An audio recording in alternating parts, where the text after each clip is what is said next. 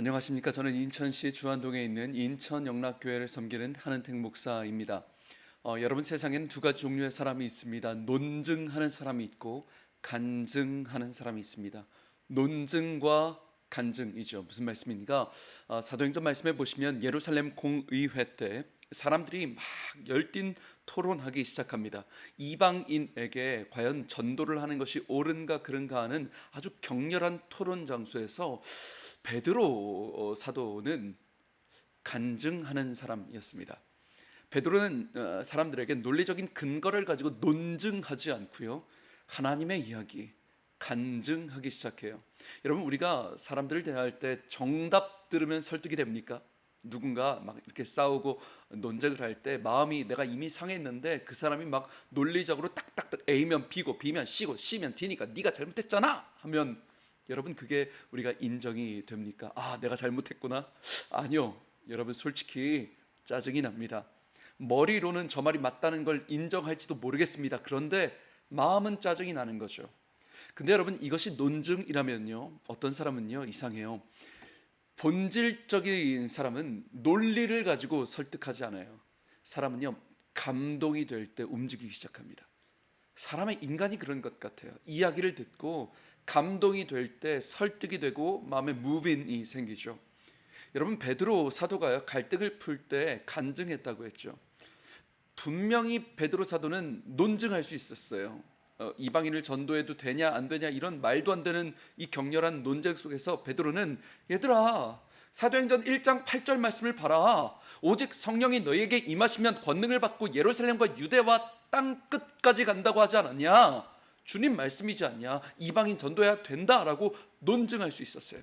마태복음 28장 19절 가지고, 그러므로 너희는 가서 모든 민족을 제자 삼으라고 예수님 그러셨다고 논리적으로 베드로는 따지고 들 수 있었어요.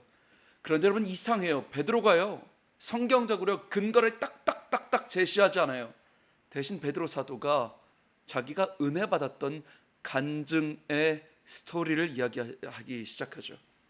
하나님이 나한테 이런 은혜를 주셨다고, 내 마음이 뜨거워져서 감동이 벅차올라서 어쩔 줄 몰랐던 은혜의 이야기. 하늘에서 환상이 활짝 펼쳐져서 주님이 나에게 환상을 보여주셨고, 이방인 고넬료의 집에 갔을 때 성령이 그들에게 임재하시더라. 마가의 다락방에 임재하셨던 동일한 성령 하나님께서 그 이방인들에게 임재하셨다는 그 눈물의 감격 어린 성령의 역사를 간증하기 시작하죠. 그리고 예루살렘 공의회는 끝나요. 그 격렬한 논쟁이 끝나버려요. 간증했기 때문이죠. 여러분, 실제로 교회가 논쟁이 많은 교회는 깨어집니다. 이론적으로 딱딱딱딱 논리적으로 따지고 들면 교회는 깨어집니다. 물론 논리 중요합니다. 이성이 중요합니다. 교회는 상식적이어야 합니다. 그런데 여러분, 그 이성과 논리에만 집중하는 교회는 반드시 분열이 생깁니다. 그런데 어떤 교회는 간증이 풍성한 교회가 있습니다. 내가 구원받았을 때, 내가 세례받았을 때, 우리의 아들이 신앙이 회복될 때, 친척들에게 전도가 되었을 때, 여러분, 이런 이야기가 풍성한 교회는요, 서로를 향해서 손가락질하지 않아요. 네가 교회를 잘 섬겨야지 라고 당위적으로 이야기하지 않아요.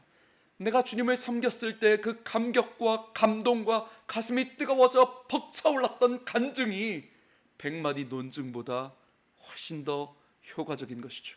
가족들끼리도요, 네가 잘했네, 내가 잘했네, 정답 가지고 논쟁하는 건 여러분 의미 없다는 거예요. 서로의 아픔에 대해서, 상처에 대해서 공감해주고 경청해주고, 때로는 말도 안 되고 논리적으로 정말 억지를 부려도 내 자녀이기 때문에 들어주잖아요. 내 아버지이기 때문에 들어주잖아요. 내 마음을 감동시킬 수 있는 이야기가 시작되는 것. 제가 코로나 때 저희 아들 둘이요, 온라인으로 예배하잖아요.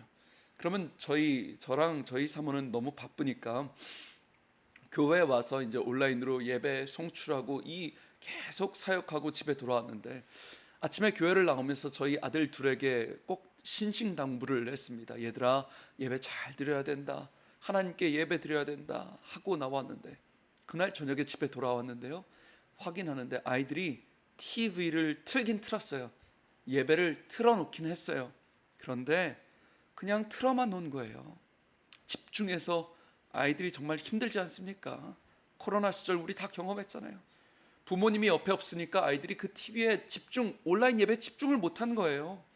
근데 제가 그 사실을 확인하고요, 저녁에 와서 너무 속상해서 제가 울었어요. 눈물이 났어요.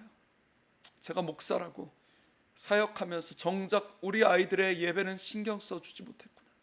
내가 인천영락교회 예배에 목숨 거는 교회라고 하면서 우리 아이들의 예배는 내가 챙겨주지 못했구나.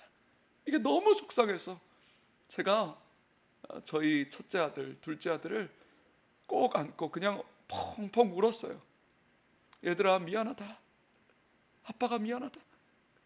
아빠 마음이 찢어진다. 얘들아, 너희가 공부 못하는 건 괜찮다. 너희들이 성적 안 나오는 건 정말 괜찮다. 그런데 너희가 예배를 소홀히 하는 것, 하나님께 전심으로 예배하지 않는 것, 그건 아빠 마음이 너무 찢어질 것 같아. 얘들아, 아빠가 미안한데 정말 전심으로 다윗처럼 예배해 주지 않겠니? 여러분, 제가요 그 아이들을 혼내면서 당위적으로 이놈들 하나님께 예배해야지 혼내지 않았어요. 그냥 제 마음에 제가 하나님을 얼마나 사랑하는지, 또 너희를 얼마나 사랑하는지, 그렇기 때문에 우리가 예배해야 된다는 그 마음에 눈물 어린 간증을 들려줬어요. 그때 그 두 아들이 그냥 울더라고요. 저를 안고 펑펑 울면서 아빠 잘못했다고, 예배 잘 드릴게요. 사랑하는 방송 가족 여러분, 우리의 교회의 논쟁은 논리로 해결되지 않습니다. 이성만으로 해결되지 않습니다. 우리는 논증하는 사람이 아니라 간증하는 사람, 하나님의 은혜를 충만하게 경험하고 그 간증으로 우리 주변의 모든 것들이 하나님의 은혜의 스토리로 채워지시길 주님의 이름으로 축복합니다.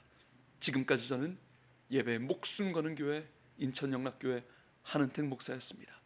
감사합니다.